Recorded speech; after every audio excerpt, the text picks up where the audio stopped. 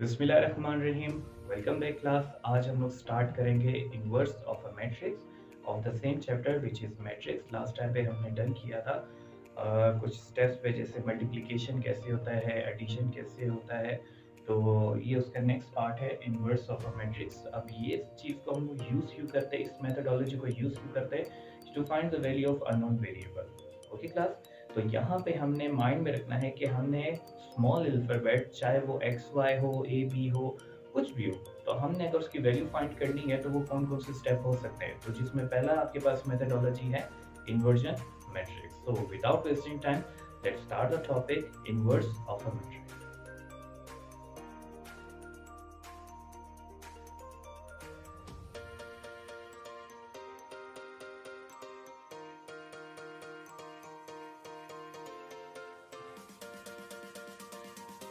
Okay class, यहाँ पे हम लोगों ने देखा कि हमारे पास दो तरह की इक्वेशन होना लाजमी है, इक्वेशन 1 एंड इक्वेशन नंबर 2। और उन दोनों इक्वेशन में जो अल्फाबेट्स की पावर होती है वो होगी इक्वल टू 1। अब 1 से ज़्यादा आपने पावर लेनी नहीं है, या अगर 1 से आपको ज़्यादा पावर नजर आती है तो हम उस चीज़ को डील नहीं करते। ठीक है, तो यहाँ पे हम लोग फाइंड करना है x और y की वैल्यू। तो आपके पास जो ये दो इक्वेशन हैं, इनमें से आपने डिफरेंट मैट्रिक्स आपने आइडेंटिफाई करनी है। जैसे आपके इक्वल के इस तरफ जो जो चीज़ें आ रही है उसकी अलग से मैट्रिक्स बना दें, इक्वल के दूसरी तरफ जो चीज़ें आ रही है उसकी अलग से मैट्रिक्स बना दें। जैसे कि यहाँ पे आपके पास दो इक्वेशन दी हुई हैं, जैसे 2x + 3y = 6, equation number 1, and x + 5y = 10, ये बनी इक्वेशन नंबर 2। अब जहाँ पे आपके पास कोई नंबर नहीं है तो माइंड में रखना है कि आपके पास वहाँ पे 1 मौजूद है, क्योंकि वो खुद अकेला है वहाँ पे, तो डेफिनेटली वहाँ पे 1 लिखने की जरूरत नहीं है। तो अगर कहीं पे अगर आपसे पूछा जाए कि इधर यहाँ कौन सा डिजिट है या कौन सा कोएफिशिएंट है, तो आप उसको आराम से बता सकते हो कि यहाँ पे 1 है। अब अगर पावर की भी बात की जाए, इसकी पावर भी 1 है। अगर डिनोमिनेटर की बात की जाए, इसके डिनोमिनेटर में भी 1 है। लेकिन वहाँ पे ये चीज़ें लिखते नहीं, क्योंकि हमको पता है कि x खुद यहाँ पे अकेला है। ओके, हमने फाइंड क्या करना है, x और y। अब मैंने क्या किया है कि इक्वल के इस तरफ जो जो चीज़ें उसने मुझे दी थी, तो मैंने उसको मैट्रिक्स के फॉर्म में कन्वर्ट किया। जैसे कि यहाँ पे मेरे पास नंबर में कोफिशिएंट्स है, तो मैंने कोफिशिएंट्स की पहले एक मैट्रिक्स क्लियर कर ली, कोफिशिएंट्स बना लिए, जैसे 2, 3, 1, 5, इसकी मैट्रिक्स क्लियर हो गई। नेक्स्ट स्टेप क्या है, इनके साथ जो अल्फाबेट्स हैं, जो वेरिएबल्स हैं, उनकी भी मैट्रिक्स बनानी है। जैसे यहाँ पे मेरे पास सिर्फ दो ही अल्फाबेट है, x एंड y, तो मैंने एक x लिख दिया, दूसरा y, यहाँ तक कंप्लीट हो गया। अब इक्वल के दूसरी तरफ हमारे पास क्या है, 6 और 10, तो 6 और 10 की भी मैंने एक कंप्लीट फॉर्म मैट्रिक्स में लिख दी है। अब नेक्स्ट स्टेप क्या है, मुझे फाइंड करनी है x की वैल्यू। तो हम इसको थोड़ा सा लेबलिंग कर लेते हैं, मीन्स इसको किसी के नाम के जरिए रखते हैं, ताकि हमें जो ऑपरेशंस करने हैं वो आसानी से समझ आ जाए। जैसे मेरे पास जो कोएफिशिएंट था उसको मैंने बोला ये मेरे लिए बनेगा a, जो मेरे पास वैल्यूज हैं, वेरिएबल्स है, उनके लिए रखा x, और जो मेरे पास सिंपल नंबर है उसको नाम मैंने दिया b का। अब करना क्या है यहाँ पे कि आपने x फाइंड करना है, तो a की यहाँ पे जरूरत नहीं है, a को आप मूव कर दोगे इक्वल के दूसरी तरफ। यहाँ पे a और x के दरमियान में कोई साइन नहीं है, इसका मतलब ये मल्टीप्लाई है। तो जब आप a को मूव करोगे इक्वल के दूसरी तरफ, वो चला जाएगा डिवाइड में। अब डिवाइड में जब वो जा रहा है तो डेफिनेटली आपने वहां पे क्या चीज चेक करनी है, क्या डिवीजन में कोई मैट्रिक्स का ऑपरेशन मौजूद है या नहीं। अब अगर हम देखें तो हमारे पास डिवीजन में कोई मैट्रिक्स का ऑपरेशन मौजूद नहीं है, तो हम इस a को क्या करेंगे, डिनोमिनेटर से न्यूमिनेटर की तरफ ले आएंगे, मीन्स नीचे से उठा के ऊपर लेके आएंगे। लेकिन according to the rule of exponential, वो कहता है जब भी नीचे से कोई वैल्यू ऊपर की तरफ आएगी, वो अपने साथ एक नेगेटिव साइन भी लेके आएगी।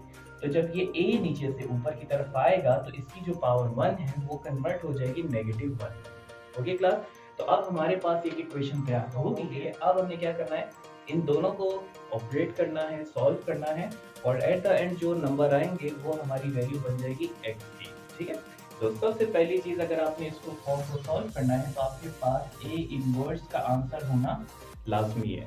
तो हमारे पास a इनवर्स तो है नहीं, हमारे पास तो सिंपल है। तो a इनवर्स मैट्रिक्स के अंदर तब फाइंड होता है जब आपके पास दो फॉर्म कंप्लीट हो जाए। कौन कौन सी, number 1 adjoint of a, number 2 determinant of a। ठीक है।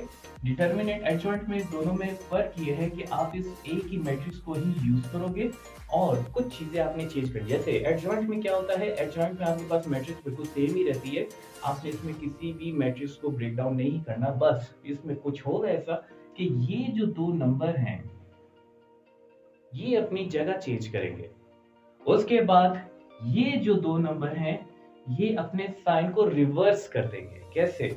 अब इन दोनों नंबरों ने अपनी जगह चेंज की, मींस 5 ऊपर चला जाएगा, 2 नीचे आ जाएगा, तो फॉर्म कुछ ऐसी बन जाएगी। और इन दोनों ने अपने क्या करना है, साइन को रिवर्स करना, मींस अगर ये पॉजिटिव है तो नेगेटिव हो जाएंगे, अगर ये नेगेटिव है तो पॉजिटिव हो जाएंगे। तो ये हमारे लिए सिर्फ काम होगा किसके अंदर, एडजॉइंट में। और मेक श्योर क्लास ये सिर्फ 2/2 में होता है, 3/3 में आपको एलिमिनेट करना पड़ता है, हर एक नंबर की अलग से वैल्यू निकालनी पड़ती है। तो वो इंशाल्लाह नेक्स्ट लेक्चर में मैं लेके आऊंगा जहां पे हम लोग 3/3 की मैट्रिक्स को डील करेंगे। ये सिर्फ 2/2 के लिए स्टेप है जिसमें ये जगह और साइन चेंज होता है। नेक्स्ट स्टेप क्या था, डिटरमिनेंट फाइंड करना। तो डिटरमिनेंट का मतलब है you have to eliminate the square bracket, ठीक है, आपने स्क्वायर ब्रैकेट को खत्म करना है।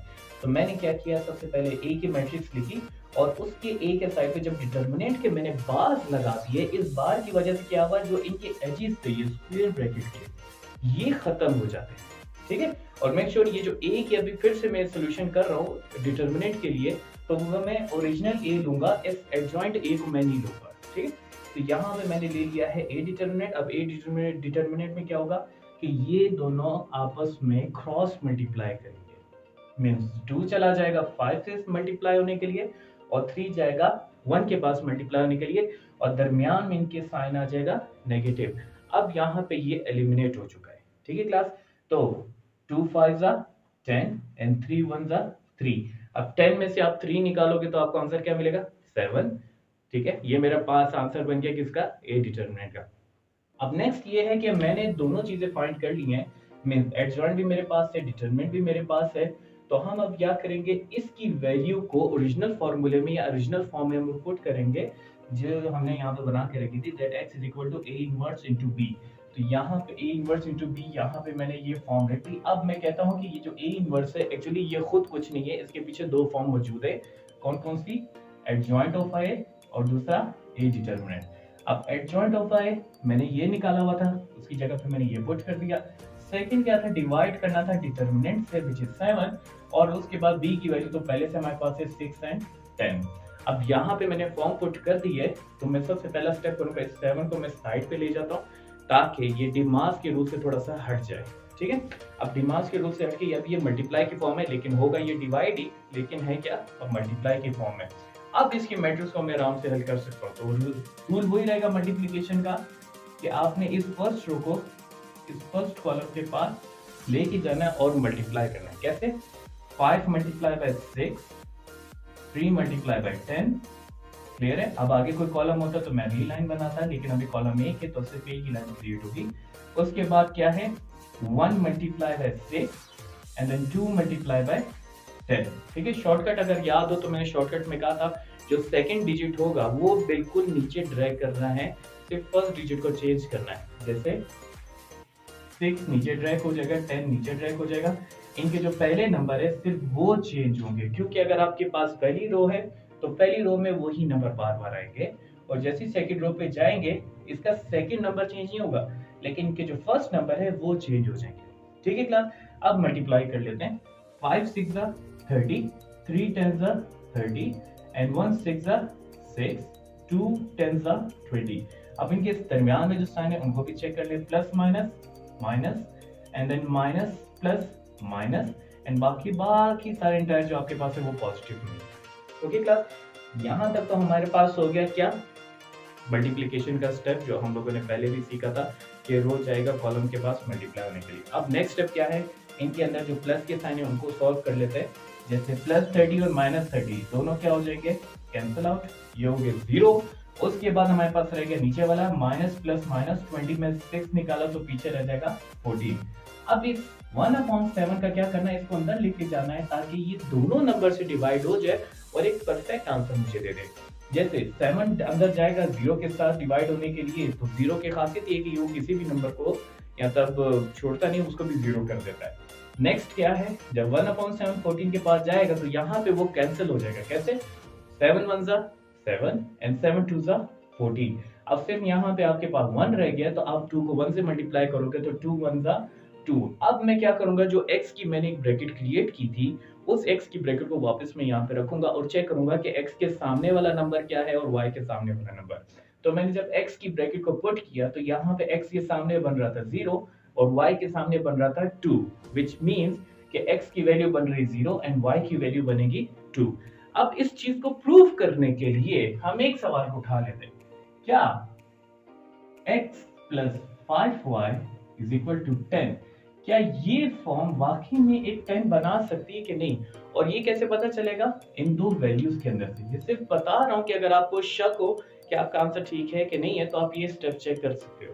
जैसे मेरे पास x हुआ था 0 और y हो गया था 2, तो 0 तो खत्म हो गया, 5 को 2 से मल्टीप्लाई करेंगे, 5 2 10, और वाकई में मेरे पास लेफ्ट और राइट साइड दोनों बराबर है। इसका मतलब कि मैंने जो आंसर निकाले हैं वो बिल्कुल परफेक्ट है।